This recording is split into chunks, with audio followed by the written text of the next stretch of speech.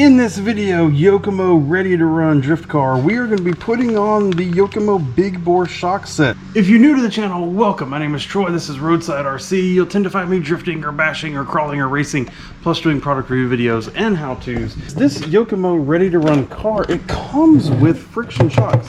It comes with non-oil filled shocks out of the box. And the truth is, they are the best non-oil filled shocks I've ever had in my life. And out of any RCs, out of everything that we've had, the spring rate is dead on for what the car needs, and they just do really, really well. But I finally started to see an issue whenever it came to us getting away from a smooth surface. So my garage floor here, or more of a set track that we were running on, the car did really well even with the non-oil filled shocks. But when we started going to a rougher surface track, so either a like pavilion with some undulations in the concrete, or our carpet track that we have right now that does have some oscillations to it, I started to notice the uncontrolled movement of the suspension. So what happens is, if you don't control the suspension movement and it's allowed to oscillate too much, you're taking the weight on and off of those tires too much. That means it's time for a shock upgrade. So we're going to get in by getting these parts all out, looking at what all we have, and checking out how good the instructions look.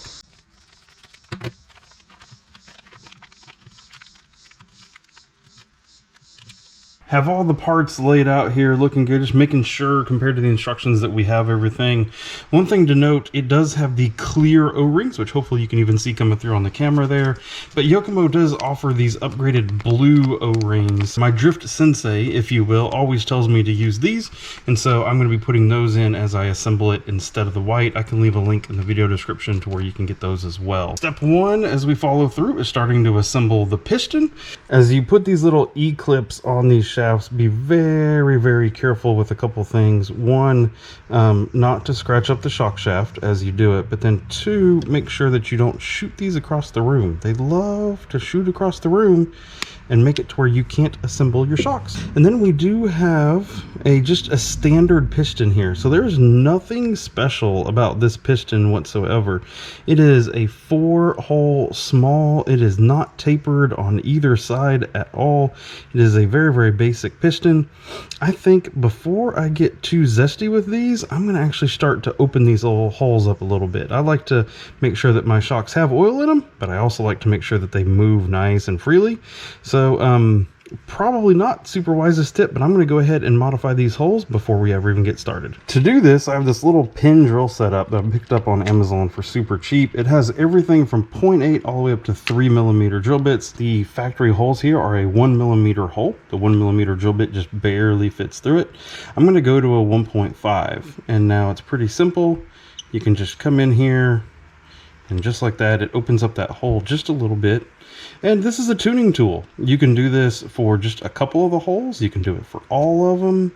If you find that you only have a thicker fluid and you need to change everything how it works, you can actually make more holes if you need to. But just opening these up by a half is actually pretty dang simple and straightforward.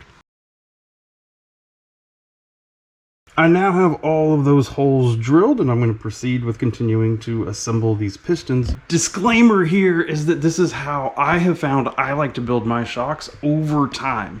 Depending on your exact setup, exact track, exact spring rate, you may or may not want to do this. So it's a good idea to get those pin drill bit sets. But depending on what the history is that you have, you may want to build them exactly per the factory specs and then use this as a tuning tool later. Turns out once you drill those holes, you can't put the material back. Now, you can if you get too thin, if you get too big a hole, you can start putting thicker fluid in to try to counteract that. But just know this is a tuning tool. I'm doing this based on my experience and how I like to build my shocks. You may want something slightly different. Pistons are now assembled to the shock shaft, so that's great. The next step is taking these itty bitty little O-rings and actually getting them inside of these adjustable shock collars.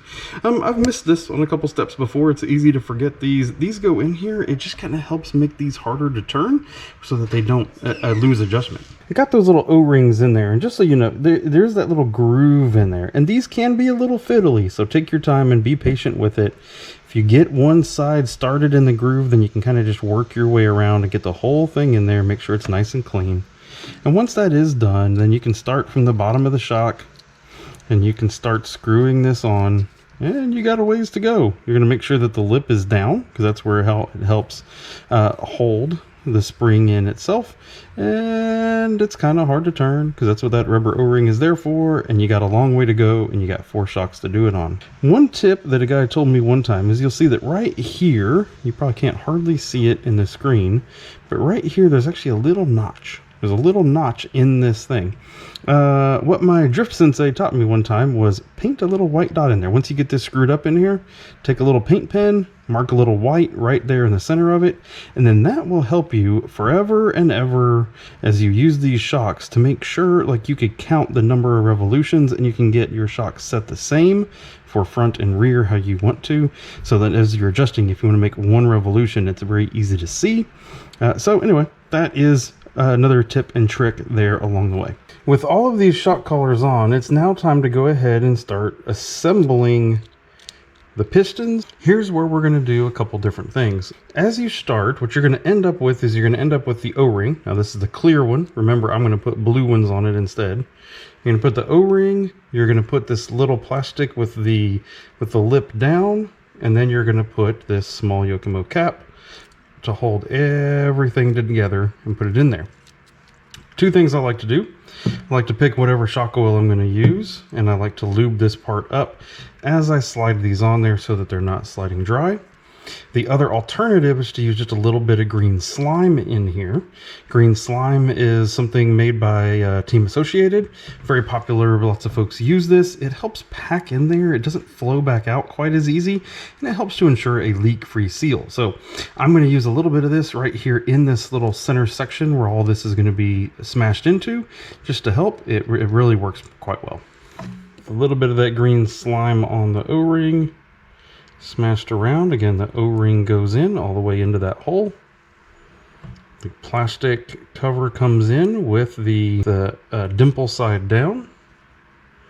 And then this cap comes on. This is very, very important, both for a leak-free seal and for the operation of your shock. Now you should be able to, at this point, move it up and down very freely, and you should not get any real side-to-side movement, right? Especially once you get the shock in a little bit, shouldn't feel any play. If you bring it out here, you'll have a little bit more play just because of the distance there. Shouldn't feel anything overly loose at this point. Now, very important on this next step, you're going to be using your shock pliers. If you do not have a set of shock pliers, just stop and go get some. I did this for years and years. I would use like a pair of pliers with a like cloth wrapped around them or something along those lines. Just don't. Shock pliers, not that expensive. I'll leave you a link to a cheap pair down below. If you don't have them, please, please, please. You're spending all this money on these shocks and you can ruin them if you're scratching up that shock shaft. Now, while we're holding that with our shock pliers, we're going to go ahead and screw the rod end on. Now, again, I'm going to start by screwing it all the way to the end of the threads, but this is another tuning tool, is the length of the total shock. And so that may be something that you change later. For now, we're going to build them all the same, and that'll be something that we mess with when we get to the tuning stage. Taking a pause right here in the middle of the video, I want to give a shout out to all those folks that are members to the Roadside RC community. You can join for as little as 99 cents. If you want to see what you get by being a member, click that join button down below. Now let's get back to it. Now we get to a very interesting part of this whole adventure, which is filling these bad boys with oil and then setting the top cap in there to set the preload. I am choosing a 10 weight oil right here. This is a silicone Team Associated fluid that I use. Probably a little bit thin, if I'm honest. I'm nervous that it might be a little bit too thin for the application. Maybe you want something in the 15 weight or 150 CST, somewhere in that range. But this is what I have on, and I assume that it's still a whole lot better than the nothing that's in the car right now. So I'm going to be filling this up. It doesn't take a super large amount per shock, but I'm going to be going from 1 to 1, filling it up.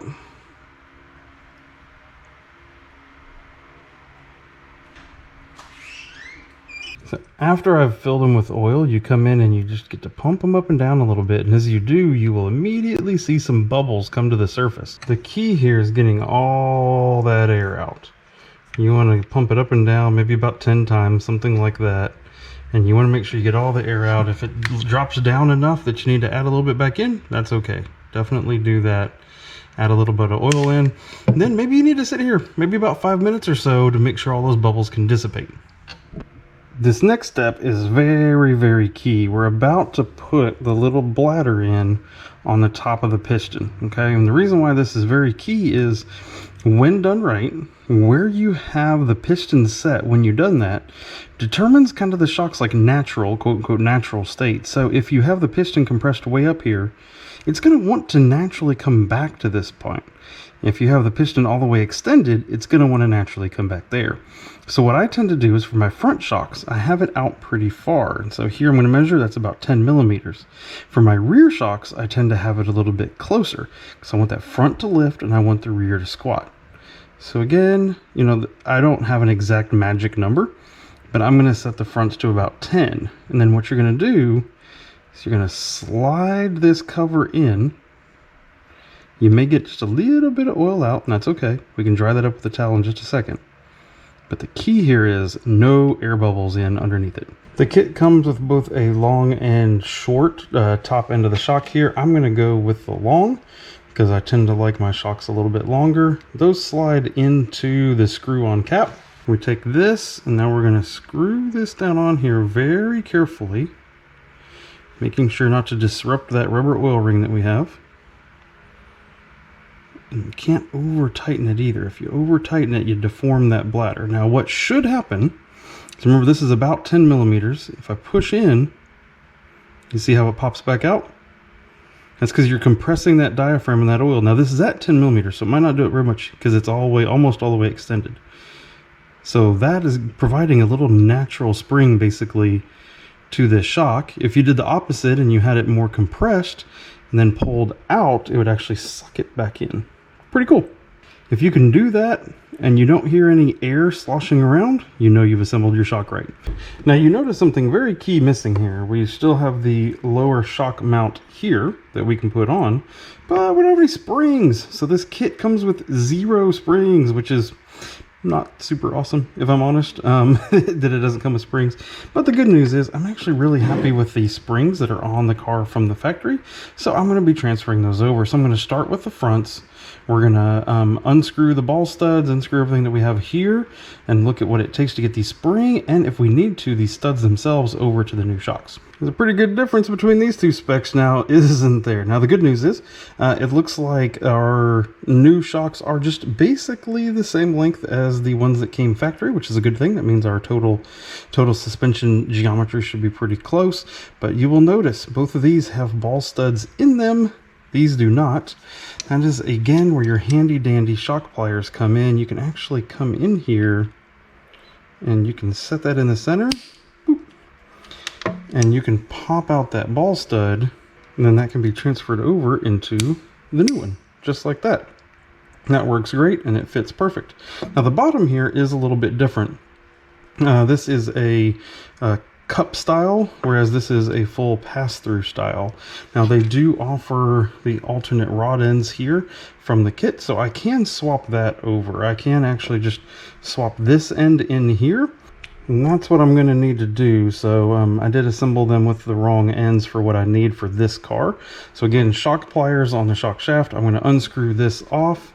I'm going to then take this other rod end that's available in the kit, screw it on, make sure that we're matching up to, again, the total extended shock length that we have here, and moving over that that ball.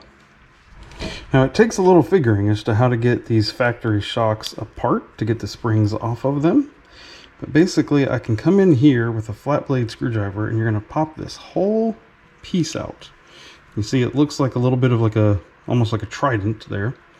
And then at that point the lid comes off, but then this is still captured. What you'll notice is there's a little shaft in here. So if you push down and turn counterclockwise, nothing happens. But if you turn clockwise, that then comes apart and you can steal the spring. These are Yokomo red springs. You can see they color code them, and you can see a little bit of a red color there. That's based on the stiffness of the different springs. So these are reds. That red spring then slides right on here, and you can bring the spring perch in, and it settles down in. So now we have a spring with the shock, the balls in both ends, and we can mount it back up to the car. The shocks are now all installed. Look at that. They look so awesome on there. They even look better. Now, quick test. Wait a second. There's a little bit more dampening in there. I don't know if you could see it when we previously did it, but what would happen is when I did this with the old shocks, it would come up and then it would oscillate just a little bit. Let's see how the rear does. You can see, you can almost see that there. If I play it back in slow motion for you, maybe especially, you can see it comes up and there's a little bit of oscillation in there still as it is. So guess what that means? You know those holes I drilled in the piston and that 10 weight oil that I put in there? Yeah, that's probably a little bit too free of moving. So I've made it like an incremental step better compared to it was with the non-oil filled shocks, because they would oscillate back and forth a lot. I've made it a little better, but honestly, this is a little bit too thin. I think I need to come back in here, and I'm probably going to need to go to a 15 weight, maybe a 20 weight with that oil in order to keep the control a little bit more. I like how freely it moves, so it moves nice and free. The front feels like it's probably a little bit too stiff. Like I could probably end up going down in spring rate, but you got to realize there's no battery, there's no body on here. So once that's on there, it does change the dynamics a little bit, adding that little bit extra weight. So I'm not going to make a full final judgment until I get to drive it with the battery, with the body and everything like that on it. But I'm probably going to come back in here and maybe soften up these front springs a little bit, maybe swap them out for some softer ones, and put just a slightly thicker oil in there. So maybe a 15 weight, probably not all the way to a 20 weight. Like I think it's probably just a little bit off, especially the rear. I think the rear could probably just use a very small amount. The front, even if I just make the spring a little bit softer, it'll help remove some of that bounciness. If you have any questions about how or why I did the things that I did in this video to build these up, let me know down in the comments below, and I'm happy to answer any questions that you have. If you've built a set of these and you have tips for other folks that are watching it, I love to build this out as a big community thing. So go down and put some of those recommendations that you may have down in the comments as well. If you're curious about anything else that I've done with this Yokomo Ready to Run, I have a whole playlist for it right over here to your right. I hope that's useful for you. Go over there and check it out, and we'll see you in one of those videos. Goodbye.